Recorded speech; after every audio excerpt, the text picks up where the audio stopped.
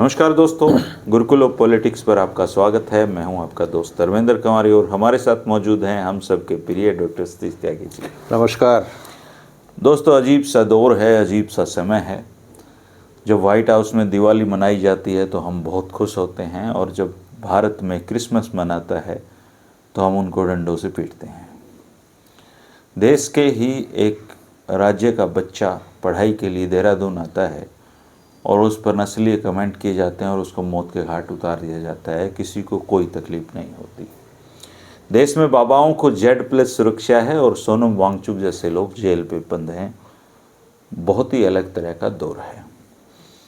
इस दौर में आप कैसे बचेंगे, इस दौर में आप आगे कैसे बढ़ेंगे, इस दौर में हम अपने बच्चों को कैसे आगे बढ़ाएं, जिस दौर में साइंटिफिक टेम्परामेंट की बात करना गुनाह हो गया हो, जिस दौर में AQI की बात करना गुनाह हो, जिस दौर में अरावली की बात करना गुनाह हो, वो कैसे भारत में हम प्रवेश कर गए हैं, ये एक बहुत बड़ी चिंता का विषय है।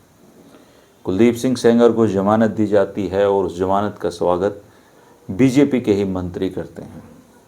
सुप्रीम कोर्ट उस जमानत पर रोक लगाते हैं, लेकिन ये सोचने की बात है कि क्या देश में रेपिस्टों का सम्मान होगा? क्या देश में रेपिस्टों के समर्थन में लोग रैलियां निकालेंगे? बहुत चिंताजनक दौर में भारत प्रवेश कर गया है। आपको हमें सचेत रहना होगा, सही बात को कहना सीखना पड़ेगा। डॉक्टर साहब जी, ये 14 के बाद जो एक हमारा जो सनातन जागा है एकदम अचानक से, ये हमारे देश को किस दिशा में लेके जाएगा, ये एक बड़ी चिंता की बात है।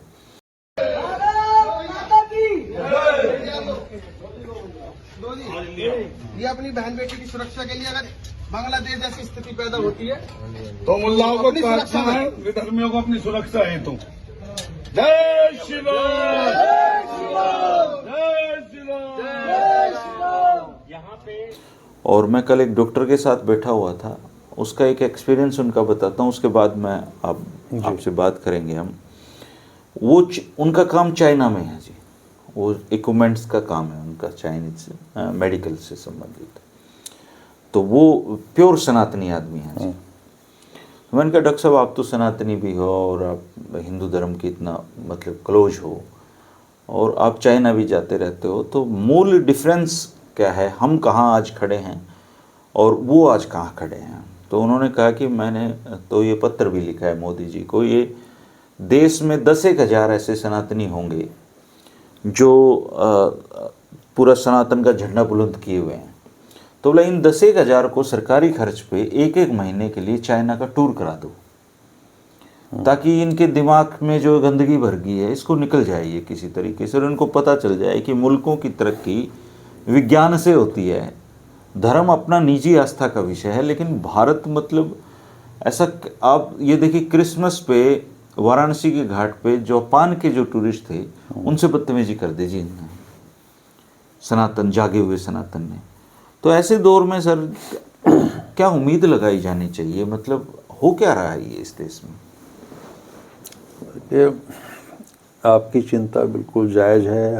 ये चिंता हर हिंदुस्तानी की होनी चाहिए, और हर हिंदुस्तानी को जब हम जोड़ते हैं, साथ में बात करते हैं, तो उसमें सारे हिंदुस्तानी आते नहीं। बहुत बड़ा सेक्शन ऐसा है, बहुत बड़ा तबका ऐसा है जो एक भीड़ में कन्वर्ट कर दिया गया, और उन्हें किसी चीज़ से कोई मतलब नहीं, ना आपकी वैज्ञानिक चेतना से मतलब है जिसे आप साइंटिफिक टेम्परामेंट कहते हैं, ना उनको इस देश के विकास से कोई लेना देना है, ना उनका कोई ये लेना देना है कि चाइना हमसे आगे निकल गया या अमुक देश हमसे आगे निकल गया। उन्हें कोई मतलब नहीं इन चीज़ों से।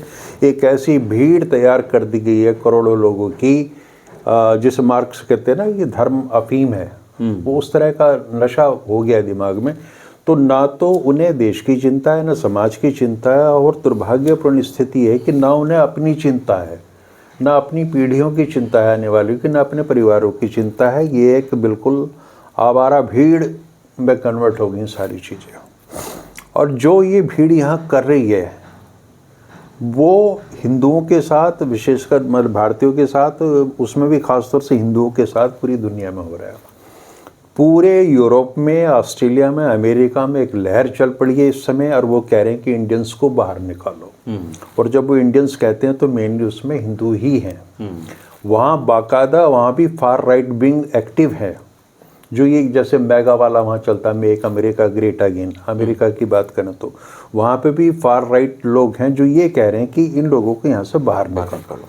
अब जैसे यहाँ क्रिसमस के अवसर पर यीशु की मूर्तियों के साथ बदतमीजी हुई है, उनको तोड़ा गया है, सबसे ज़्यादा शिकार शांता क्लॉज हुआ है बेचारे। हाँ, तो उससे पूरे क्रिश्चियन वर्ल्ड में चिंता भी है और उनमें गुस्सा भी है।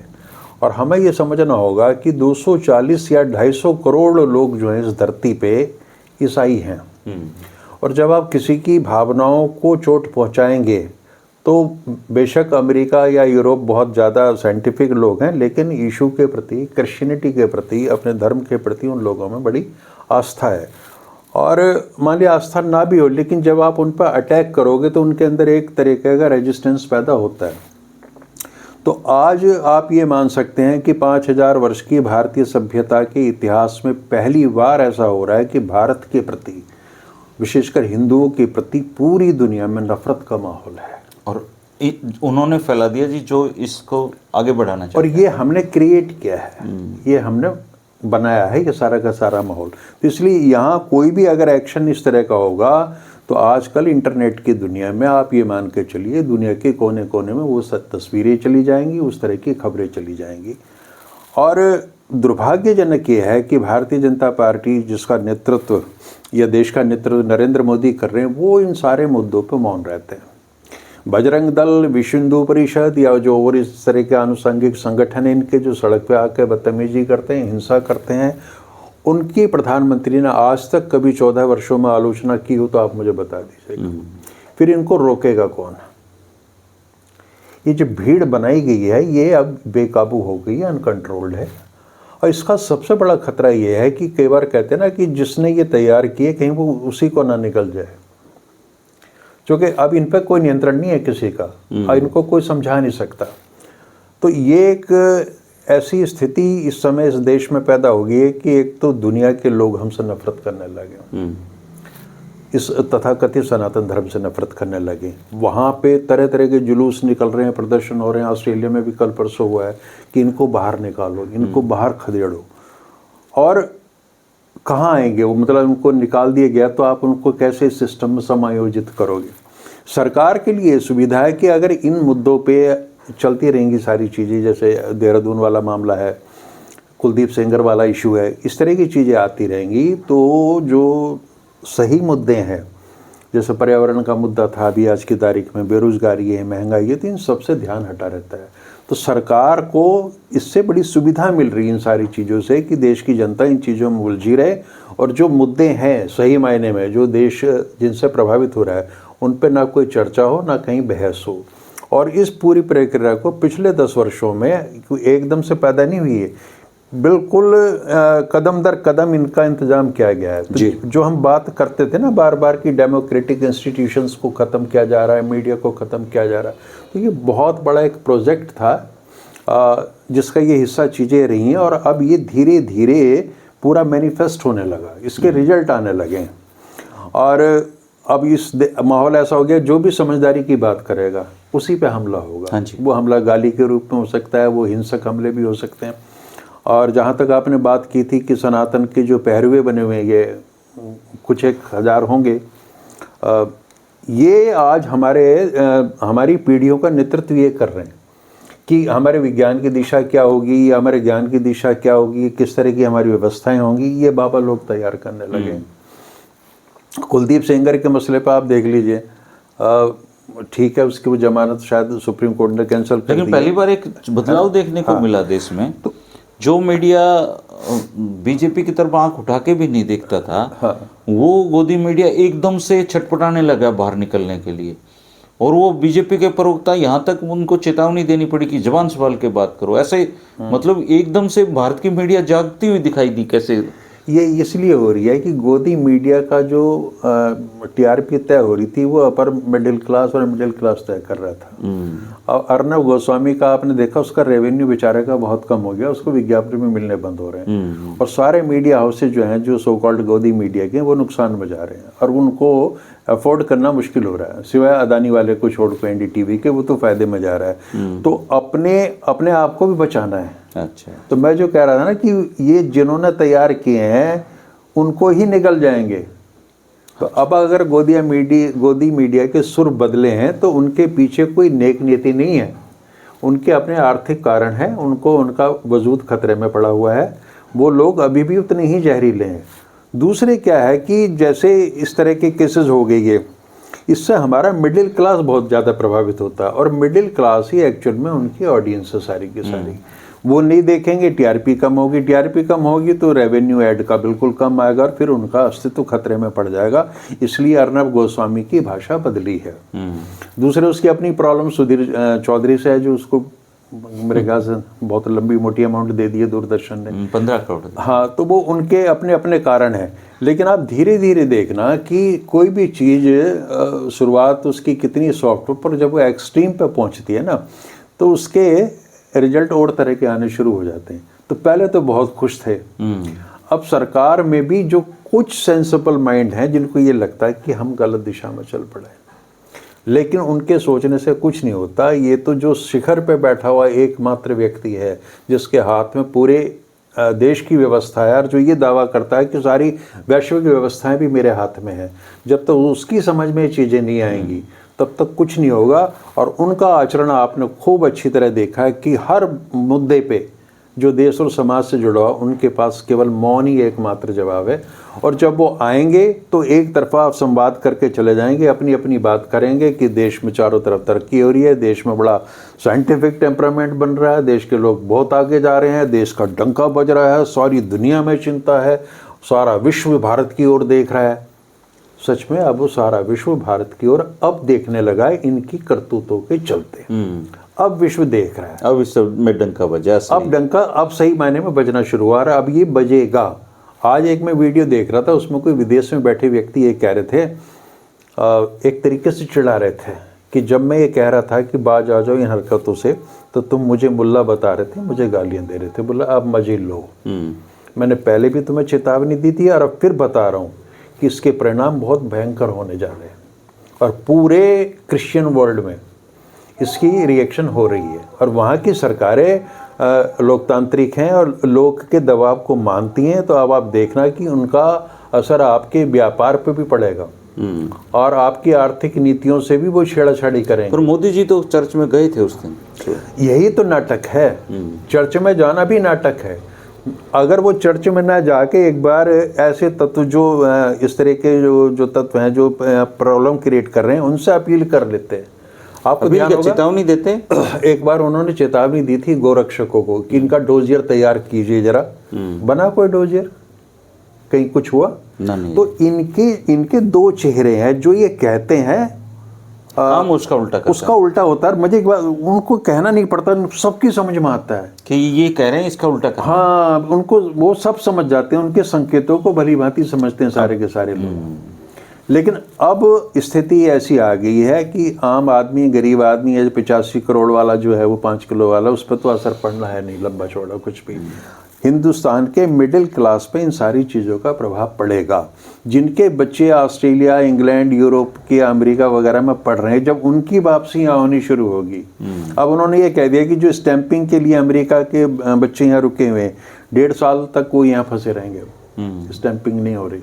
तो ये अगर चाहे सरकार तो कर भी सकती है अमेरिका की, लेकिन ये एक तरीके से सबक सिखाने का प्रोसेस है। और जितनी भी कैटेगरीज के वीज़ाज हैं उन सब पे रोक लगेगी, उनके नियम और कड़े किए जाएंगे। और इससे होगा क्या कि जो अंधाधुंध पैसा हमारे पास आता था हमारे देश में बाहरी देशों से, उसका फ्लो कम हो जाएगा।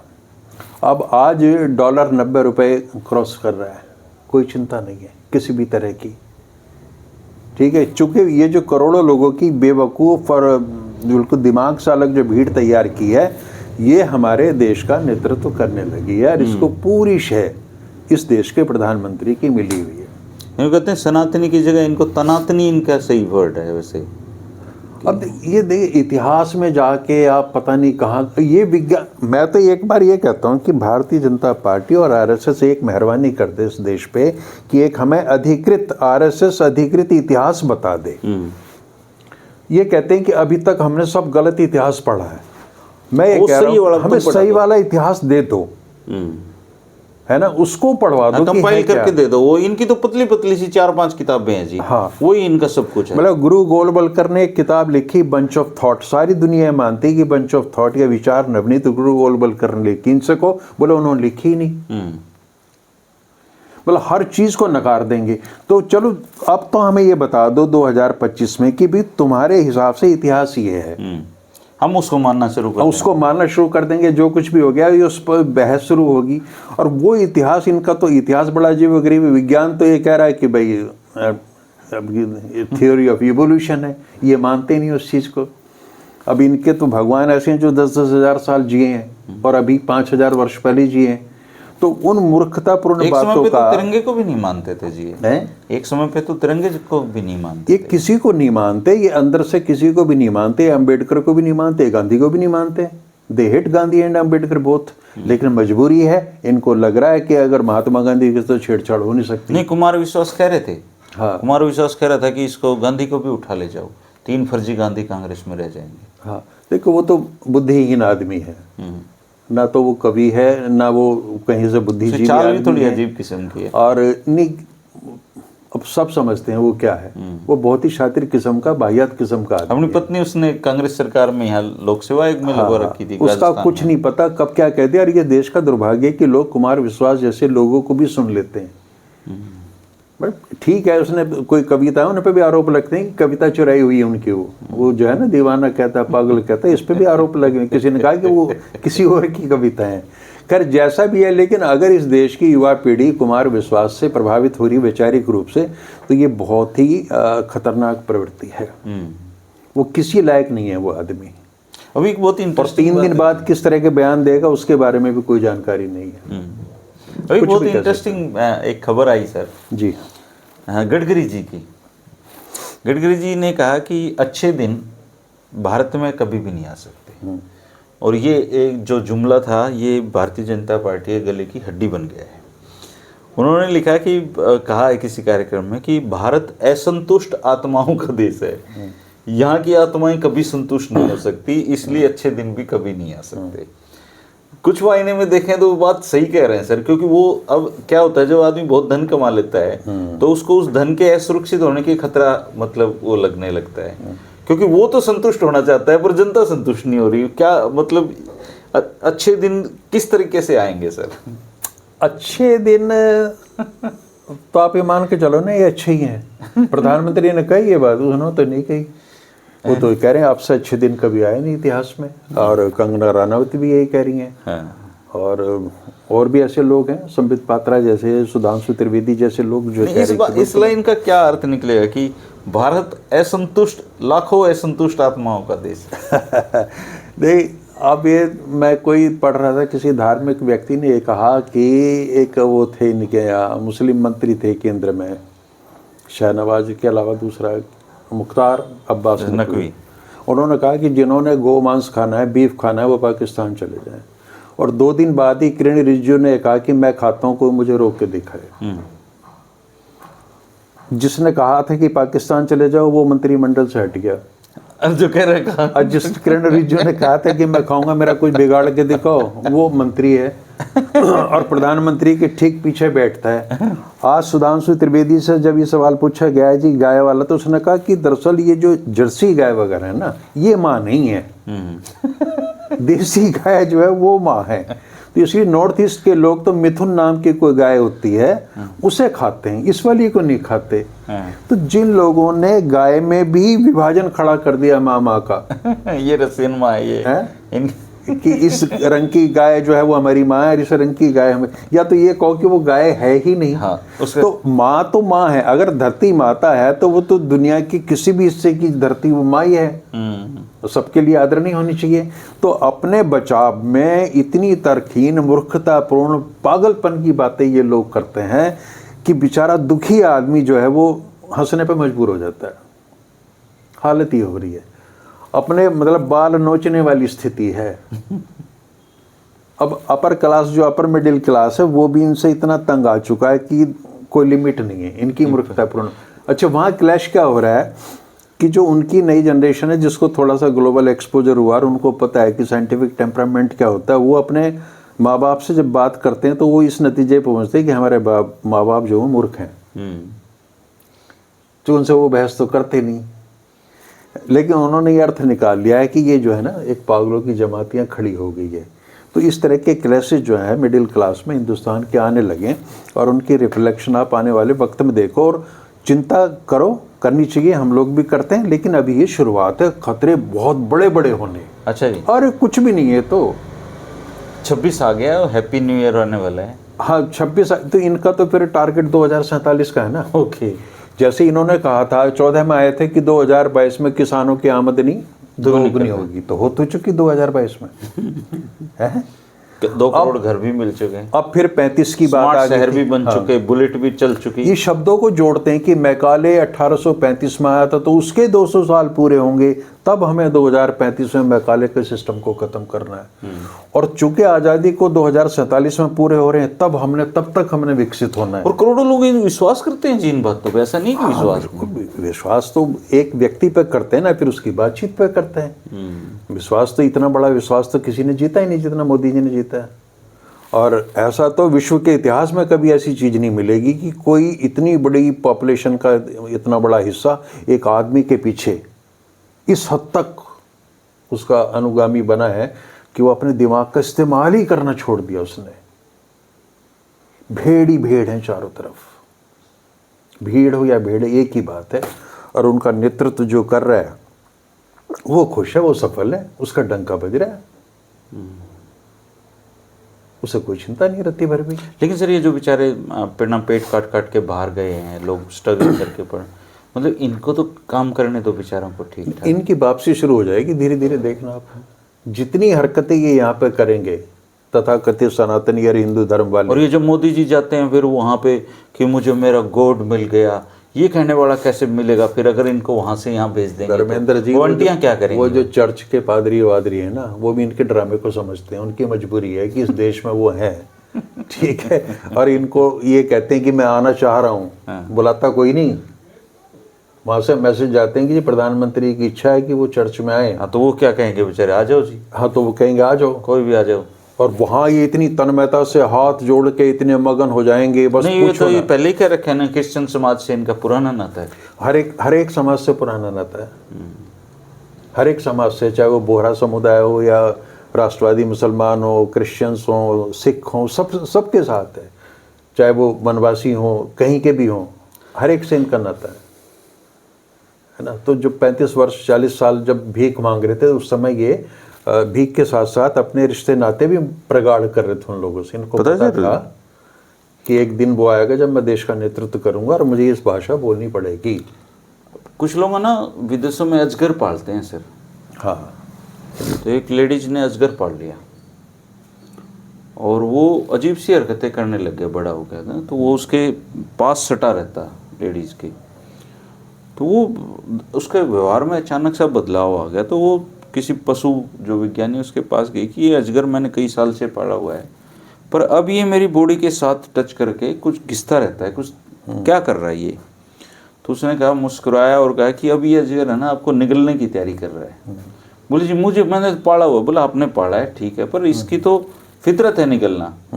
तो ये सिर्फ आपकी बॉडी के साथ लग के ये देख रहा है कि क्या मैं इस जो वस्तु है इसको पूरा निगल पाऊंगा कि नहीं निगल पाऊंगा, मेरे अंदर इतनी कैपेसिटी है कि जिस दिन इसको ये लग गया कि मैं इसको निगल सकता हूँ, उस दिन आपको ये निगल लेगा। तो ये जो धर्म के नाम पे ये जो अजगर पाल रखे हैं जी, कहीं ऐसा ना हो कि ये इस पूरे देश को ही निगलने चाहिए। आधे तो निगल लिए,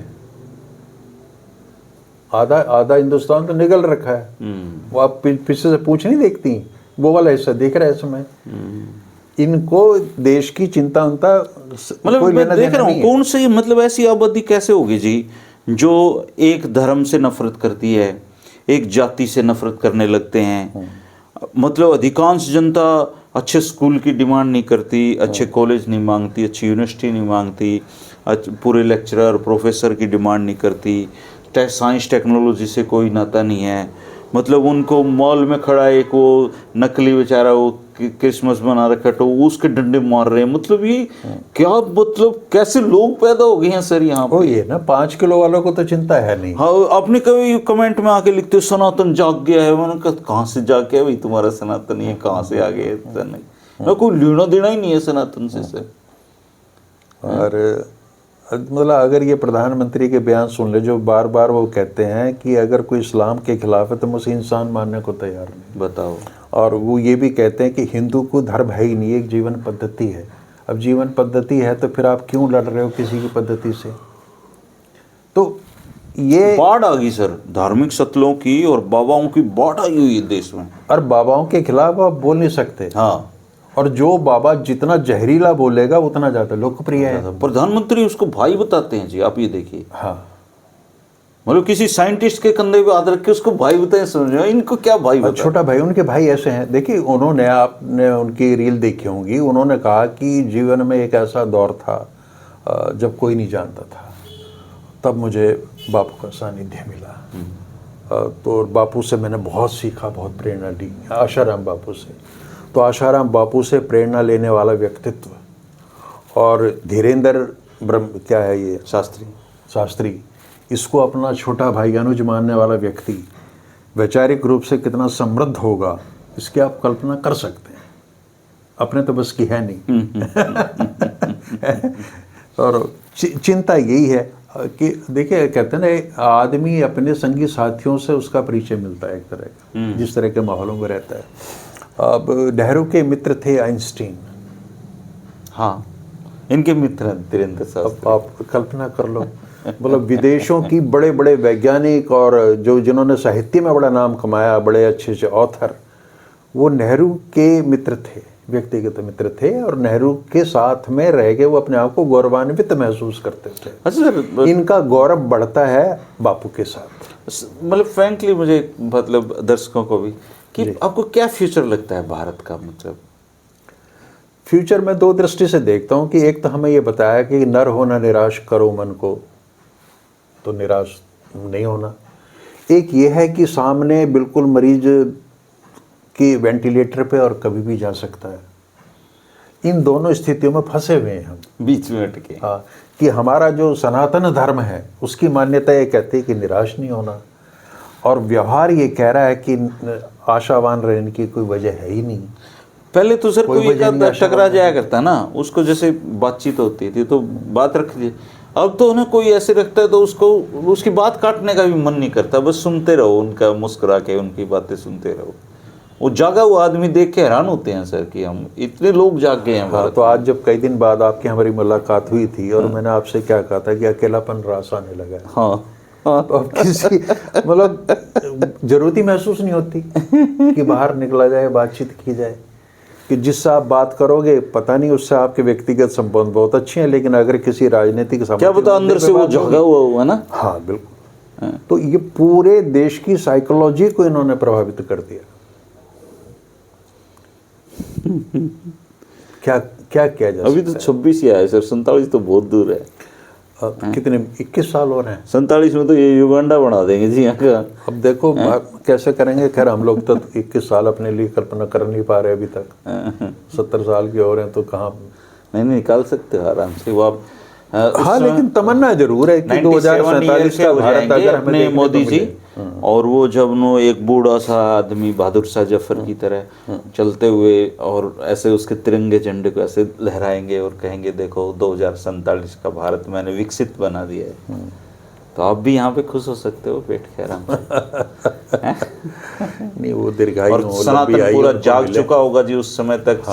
सारे धर्म खत्म हो चुके होंगे, केवल एक ही धर्म बचा होगा।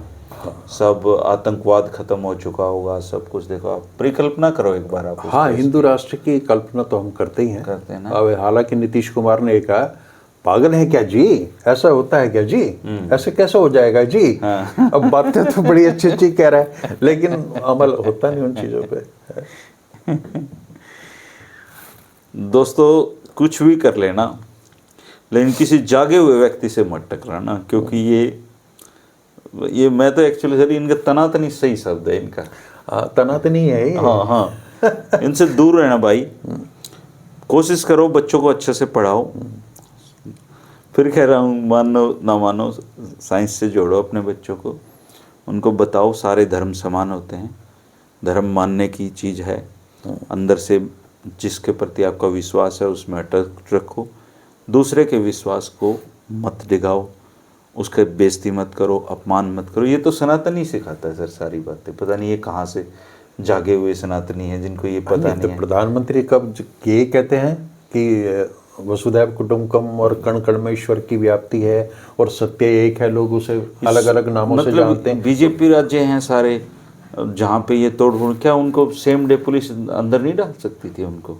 ठीक, उनको तो वो प्रोत्साहित करते हैं, सरकार अपनी तरफ से कुछ भी ऐसा कदम नहीं कोई बेचारा वो रोड पे ना हाँ। वो टोपियां बेच रहा था सर, और कोई गरीब बच्चा उसके साथ उलझ गया कोई गाड़ी वाला जागा हुआ सनातन। अब अंकिता भंडारी का मामला आप देख लीजिएगा, कोई चर्चा है उस पर? और एक राष्ट्रीय महासचिव का नाम आ रहा है जो प्रधानमंत्री की बहुत करीब है, लेकिन ये इन लोगों ने तो ठान रखी है। वो भी गायब हो गया बताते हैं सर, वो बहुत नजदीक था, वो जोशी जो ये तय करता था, हिरेन जोशी, हाँ वो गायब हो गया। हाँ, वो हिरन हो गया, हाँ भाग गया वो बताते हैं वो सट्टेबाजी में पकड़ा गया, नजर नहीं आ रहा है। हाँ? हाँ, तो वही मैं कह रहा हूँ कि हमारे समाज की सोचने समझने की और रजिस्ट करने की ताकत खत्म होगी। अब आप हरियाणा में देख लीजिए, अपने विधायकों को एक नई सुविधा मिली है कि वो 5 स्टार होटल में रह सकते हैं, खर्चा ले लो हमारे खर्चे पे, 12,000 रुपये पर डे, और कोई रिएक्शन नहीं आ रहा ना जी। वो तो उनको तो 12 या 24 भी दे दो, है ना। और मजे की बात यह है कि जो कई विधायक हमारे ऐसे बनते जो है ना आम घरा के बालक, ये सारे वैसे तो आम घरों की हैं। हरियाणा में कोई राजा महाराजा तो थे नहीं, जो अब तक बने वो भी सारे आम ही थे, लेकिन धीरे धीरे खास हो बनने के बाद खास हो जाता। तो आम की नई पीढ़ी आती है और वो खास बन जाती है। किसी एक माइके लाल ने इस बात का विरोध नहीं किया। इससे ज्यादा बौद्धिक दरिद्रता, अनैतिक काम हो नहीं सकता धरती पे, इसलिए तो जरूरी था सर। पता क्या, 12,000 रुपए, इतने करोड़ की आबादी है जी हरियाणा, 3 करोड़ की। ये 3 करोड़ की आबादी मिलके 10 ऐसे एमएलए भी नहीं चुन के भेजते जो सच में ही आम घरों के बालक हों जी, या जो बौद्धिक रूप से थोड़े मजबूत हों। पता है भिवानी से ओम प्रकाश जी का इसलिए जरूरी था जीतना कि यही अगर एक आदमी भी होता ना इनके बीच में 90 में वो, तो इन सबको पक्ष विपक्ष इनकी मिली भगत इनको सबको उजागर करता रहता जी। मुझे इसी चीज का ताजुब होता है कि हरियाणा जैसे प्रांत में कोई ढंका आदमी ये चिताती ही नहीं कोई जाता। इस बात का विरोध ही नहीं किया उसने।